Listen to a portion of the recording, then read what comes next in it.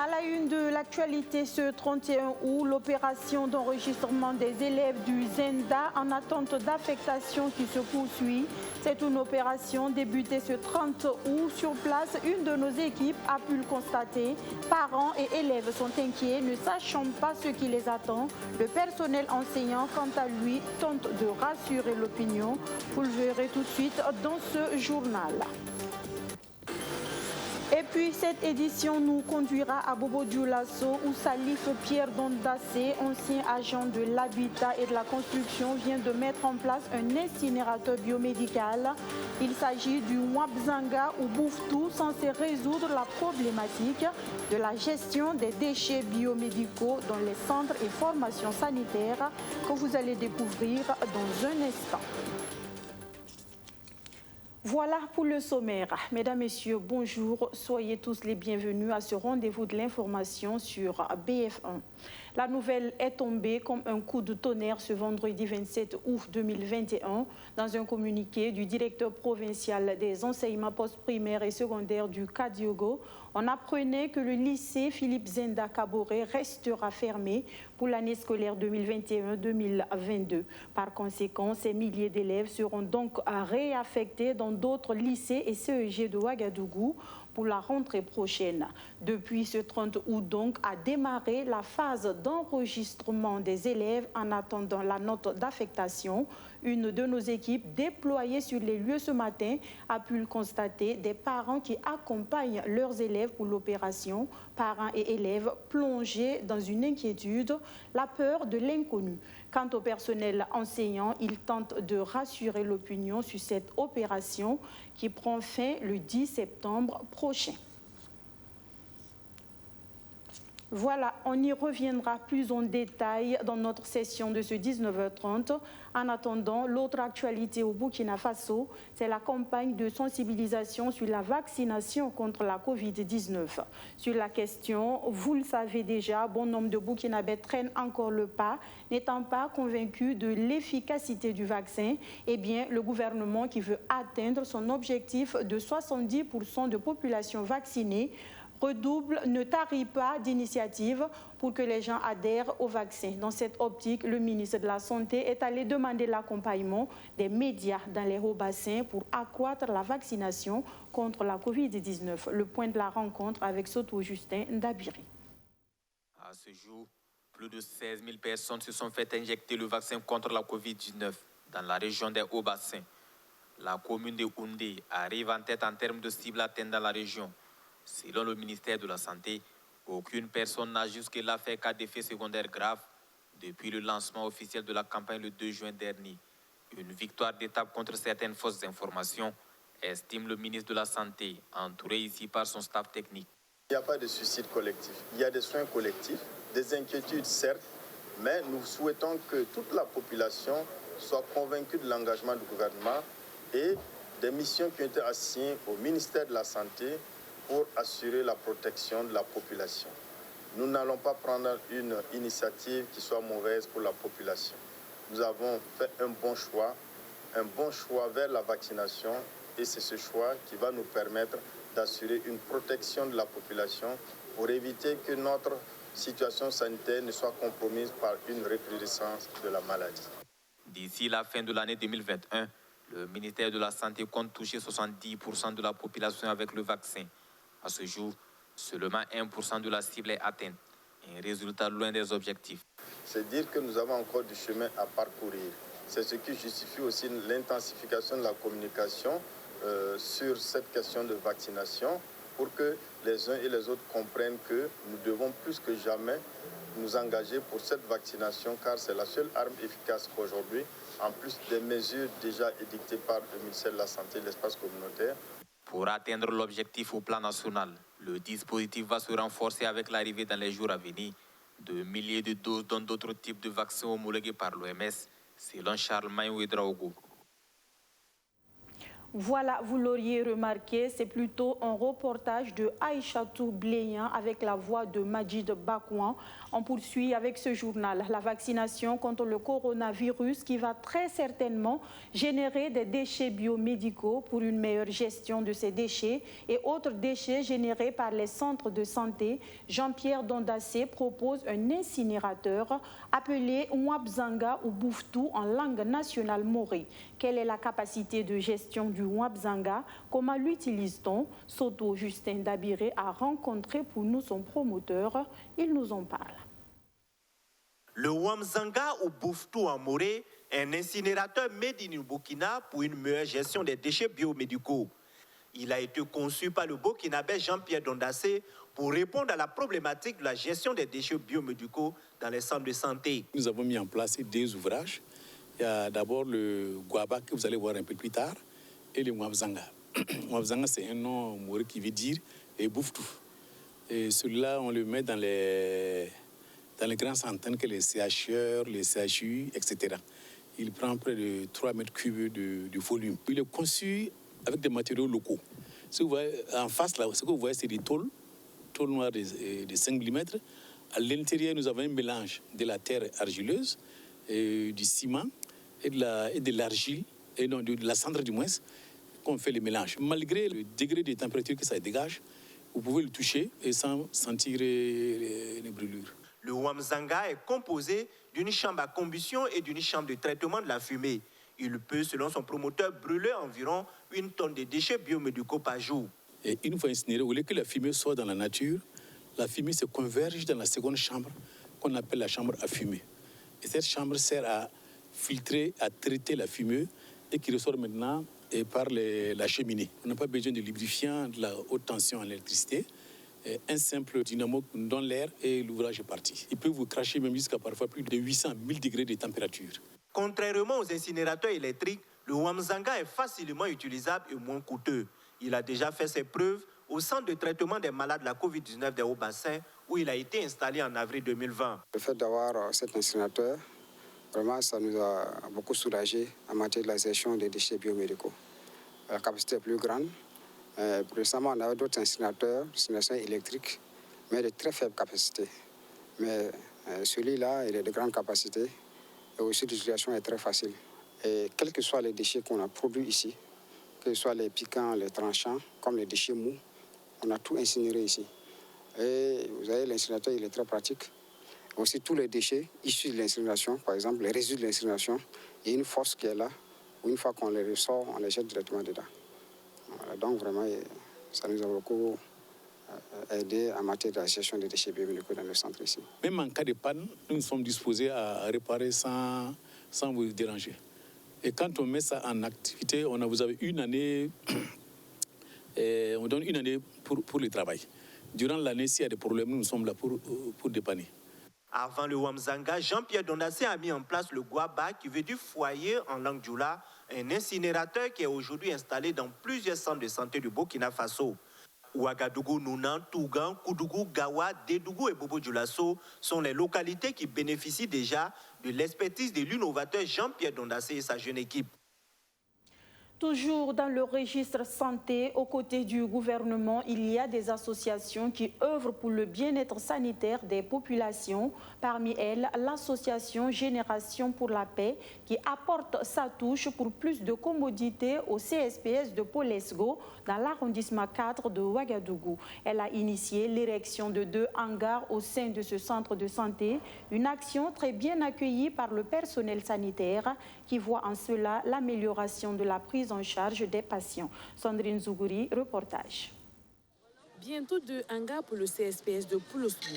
Situé dans l'arrondissement 4 de Ouagadougou, ce district sanitaire bénéficie de la générosité de l'association Génération pour la paix. En prêtant main forte à ce centre de santé, l'association apporte sa pierre au développement du pays. Un geste qui tombe à pic, car il viendra améliorer la prise en charge des malades. Souhaitons que des actions de ce type puissent se répéter. Voilà, et cela témoigne donc d'une bonne collaboration entre le monde communautaire et les formations sanitaires. Également, nous avons la joie de recevoir un hangar pour le dispensaire. Cela également va contribuer à améliorer le cadre de vie des patients qui arrivent, voilà, et faciliter donc une meilleure prise en charge et améliorer donc la prise en charge également. Sur ce, donc, nous souhaitons vraiment encourager la génération pour la paix, pour les actions qui sont déjà entreprises, et nous espérons que d'autres actions viendront et amélioreront toujours le cadre de vie. En plus des hangars, une séance de plantation d'arbres a été initiée au sein du CSPS. Santé et environnement, deux volets qui riment ensemble. Et l'association s'engage dans la protection environnementale, l'une de ses missions. Personne ne peut dire que je ne passe pas à l'hôpital ou au CSPS. Donc, on a choisi le lieu meilleur pour planter les arbres, pour accompagner nos malades, nous tous. Qui peut passer ici par hasard, comme on est maladif, tout le monde tombe malade. Nous comptons aller ailleurs, dans d'autres CSPS, comme ici, planter les arbres. Reboiser, un acte civique, mais le défi, c'est surtout la protection de ces plants. Sur ce point, l'association rassure. Les arbres sont répartis. On a réparti ça. Il y a les jeunes qui ont pu leur part, les vieilles, les gens du centre de santé, l'association elle-même. Et nous avons prévu un groupe qui doit suivre l'entretien jusqu'à l'année prochaine. On a prévu des grilles pour venir protéger les arbres. Et là, notre souci aujourd'hui, on est en train de côtoyer avec la population pour qu'ils ne laissent pas les animaux rentrer au sein du CSPS. Créée pour promouvoir la paix et le vivre ensemble, l'association est soutenue par son président d'honneur Boukari Compaoré d'Ibolo International. Au total, 45 plans ont été mis en terre. Les bénéficiaires promettent d'en faire bon usage. Les acteurs engagés dans l'amélioration de la productivité agricole, eux, sont en réflexion depuis hier à Ouagadougou. L'objectif étant de trouver le modèle adéquat d'exploitation risicole à élaborer pour atteindre la production de millions de tonnes de riz par an, souhaitée par le chef de l'État burkinabé. On fait le point des échanges avec Amadou Diko et Abdou Aziz Sari. Produire 1 million de tonnes de riz au Burkina Faso, c'est l'objectif que se sont fixés le gouvernement et ses partenaires techniques et financiers. Par ce présent atelier, les structures publiques examinent le modèle d'exploitation risicole proposé par les promoteurs privés afin de créer les conditions nécessaires pour leur implication à la réalisation de ce programme. Chaque année, le pays consomme près de 650 000 tonnes de riz par an, riz grain, alors que nous ne produisons qu'environ 200 000 tonnes de riz grain. Ce qui fait que nous importons plus de 450 000 tonnes de riz d'un coût global de plus de 70 milliards de francs CFA. C'est pour inverser cette tendance que le président a lancé cette initiative. Donc ici, c'est un modèle agricole, modèle d'exploitation risicole que nous sommes en train d'élaborer avec l'ensemble des structures techniques de l'État. L'Alliance pour une révolution verte en Afrique, AGRA, qui accompagne le Burkina Faso dans le secteur agricole depuis 2006, s'est associée également à cette volonté du président du Faso qui contribuera à atteindre l'autosuffisance alimentaire au pays. Nous avons accompagné le gouvernement qui a lancé l'initiative Produire 1 million de tonnes de riz, donc sous le leadership de son Excellence, Monsieur le Président du Faso. Et donc, c'est cette ambition politique très forte qui a été matérialisée par cette initiative-là, donc rentre vraiment en droite ligne de notre accompagnement. Et c'est ce que nous avons fait depuis le départ. Donc, nous avons travaillé avec le ministère de l'Agriculture, déjà pour formaliser et matérialiser ça en document de programmation. Et donc, aujourd'hui, nous tenons un atelier pour travailler avec les différentes structures du secteur public, afin d'accorder un cadre incitatif au secteur privé national pour mobiliser les investissements qui sont déjà manifestés. La mise en œuvre de ce programme d'1 million de tonnes de riz se fera à travers l'aménagement et la valorisation de 50 000 hectares de périmètres irrigués sur les agropoles de Bagré, de Samandeni et du Sourou, avec un coût estimé à plus de 1 000 milliards de francs CFA, selon le gouvernement. Dans la page sport de ce journal, des nouvelles des éliminatoires de la Coupe du Monde 2022 qui se joue à Marrakech au Maroc. Les amoureux du ballon rond le savent déjà. Cela faisait 2 années environ qu'ils n'étaient plus venus en sélection. Mais pour le regroupement des étalons à Marrakech, le sélectionneur national a fait à nouveau confiance à Ibrahim Blati Touré, un joueur qui dès ses débuts avait convaincu match après match. 2 ans donc après sa dernière sélection, Blati Touré veut se refaire une place dans le groupe et tenter avec les autres de décrocher une place pour Qatar 2022. On voit tout cela avec notre envoyé spécial au Maroc, Arsène Konditamdi. Dès ses toutes premières convocations avec les Étalons, Ibrahim Blati Touré n'a pas fait dans la dentelle. Au milieu de terrain, le joueur au petit gabarit séduit très tôt le public sportif burkinabé. Ses prestations lui permettent de gravir assez rapidement les échelons et se trouver une confortable place au milieu de terrain. Si en sélection l'enfant d'Adjamé à la côte, ce n'est pas le cas en club. Il connaît quelques difficultés avec son club, le Victoria Guimarães. Oui, c'est vrai qu'il y a eu des difficultés depuis mon passage à Victoria. Ça a été très compliqué pour moi parce qu'il y avait des trucs dont beaucoup de personnes ne sont pas au courant. J'ai été écarté volontairement par ces clubs-là et oui, ça m'a beaucoup pénalisé. Bon, je pense que maintenant, il faut le laisser de côté, il faut être concentré sur l'avenir, c'est tout. Un passage à vide qui va l'écarter pendant 2 années de la sélection nationale.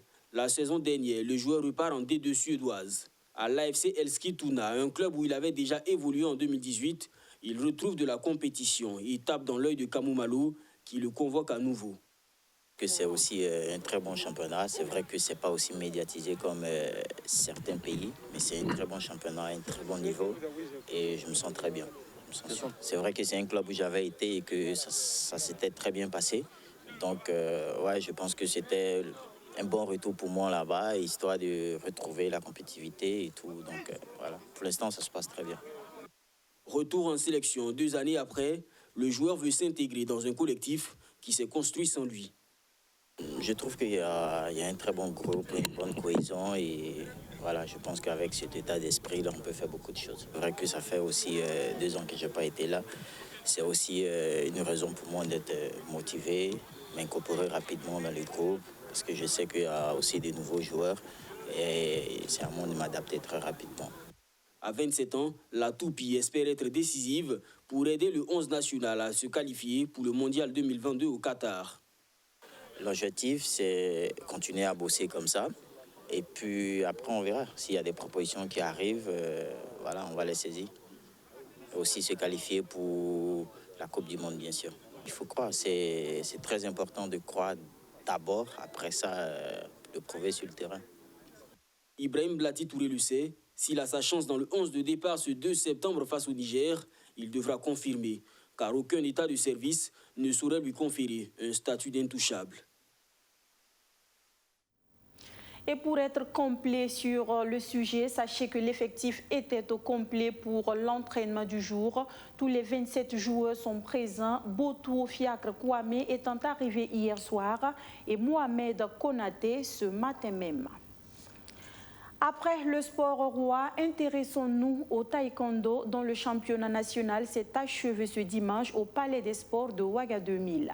60 combattants venus de cette région du Burkina Faso et de la diaspora ivoirienne y ont livré 88 duels. Le duel au sommet a opposé Trésor Kaboré à Karim Ouedraogo dans les moins de 63 kg, qui sont donc les vainqueurs de cette compétition. Allons les découvrir avec Madizongo et Archimède Boy. Les champions burkinabés en taekwondo sont connus depuis ce 28 août. La salle du Palais des Sports de Ouaga 2000 a été le théâtre de ce dénouement qui a regroupé les meilleurs combattants du pays. Si certaines oppositions ont été très déséquilibrées, d'autres ont donné du spectacle à voir. Dans la catégorie des moins de 58 kilos, Boubacar Badini de Bobo Dioulasso a gagné avec le plus petit score de la soirée devant Carlos Kiendrebeogo de Koudougou. Le duel au sommet a opposé Trésor Kaboré de Ouagadougou à Karim Ouedraogo de Bobo Dioulasso dans les moins de 63 kilos. Les 2 athlètes ne se sont pas fait de cadeaux sur le tatami et la salle a vibré au rythme des coups qui atterrissaient dans les plastrons. Au terme des 2 rounds, le tableau affichait 8 points partout. Il a fallu la prolongation pour départager les 2 protagonistes. Le coup ultime est donné par Kaboré qui touche le trésor. Alors qu'il est porté en triomphe par ses supporters, Karim Ouedraogo n'avait plus que ses yeux pour pleurer. Après les émotions, le vainqueur se prononce. Bon, tout au début, quand je demandais, je voulais un peu faire un combat du genre classique. Mais vu qu'il m'acculait trop, après avoir écouté les consignes de mon coach, là au 2e round, j'ai pu remonter. Non, j'ai pas douté puisque au moment où il rentre, il est ouvert et mon coach m'a dit que s'il rentre, c'est un peu déplacé. Jamais j'ai exécuté ça. Pour le président de la Fédération burkinabé de taekwondo, le contexte sanitaire n'a pas facilité la tenue de ce championnat. Voilà, le championnat est intervenu dans un contexte qui n'était pas facile avec l'événement de Covid-19 là. Donc qui nous a empêché l'année passée d'organiser quelque chose. Donc on a repris ça pour que les combattants, les athlètes puissent être en jambes. Voilà, se préparer pour nos objectifs futurs. En tout cas, le taekwondo va très bien parce qu'avec le niveau des combattants, des athlètes que j'ai vus, vraiment, même ceux qui sont venus de très loin, le niveau est très très très bon. Je pense qu'avec ce niveau et les talents qui sont détectés, le Burkina pourra aller mieux de l'avant et avoir une bonne image à l'extérieur. Ce sont au total 60 combattants venus des 7 régions du pays et de la diaspora qui ont livré 88 duels, dont 12 finales en hommes et en dames. Parlons à présent des larmes de Smarty qui ont enflammé la toile ces derniers jours. Smarty, dont on connaît la ténacité et l'endurance, a aussi un cœur sensible. L'artiste a dû traverser le désert pour enfin se remettre debout. Ce sont donc des larmes en signe de reconnaissance à tous ceux qui l'ont accompagné dans la traversée du désert. Le moment était donc spécial, l'émotion à son comble. C'était à l'occasion de la séance d'écoute d'Odyssée, son album en préparation. Témoin de l'événement, Roméo Kueta nous en parle. Je pense que c'est un truc plus sincère.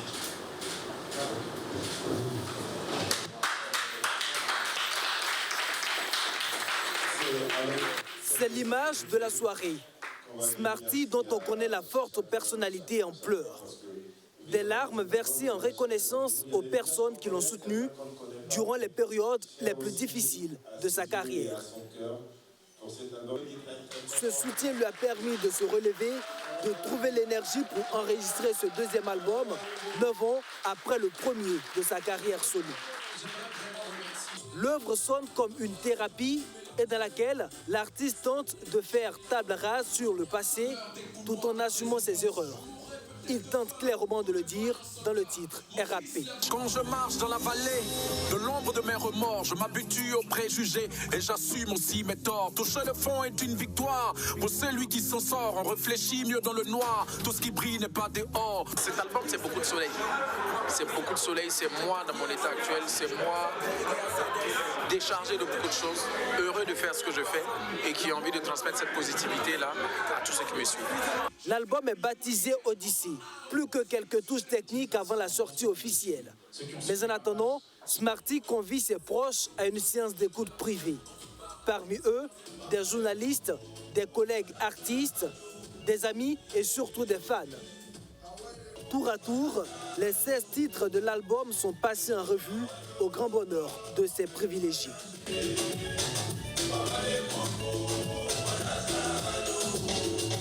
Aujourd'hui, je n'ai pas écouté, j'ai voyagé. J'ai voyagé parce que j'étais dans du Maître Gims, j'étais dans du Grand Corps Malade, j'étais à Wemtenga, et c'est tout ça qui fait Smarty.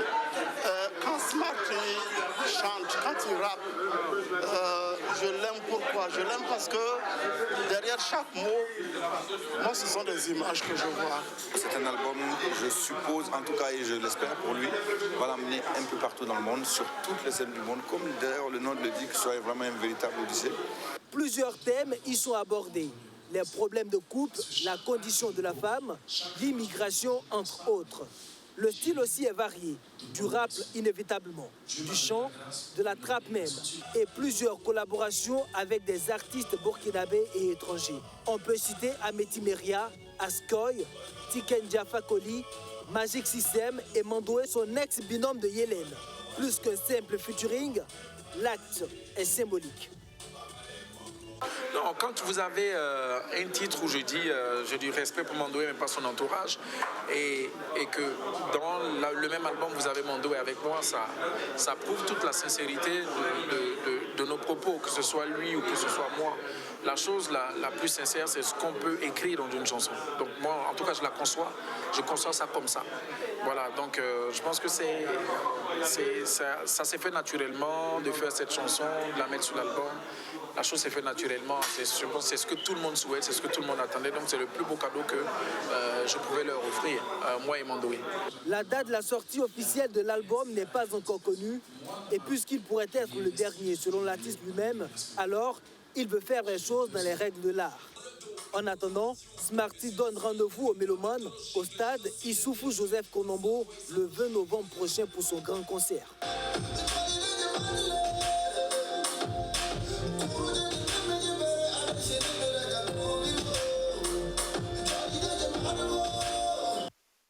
Voilà comme quoi chacun de nous a ses moments sombres, ses périodes difficiles, mais à force de se battre, on finit toujours comme Smarty par se relever et même de briller si l'on persévère.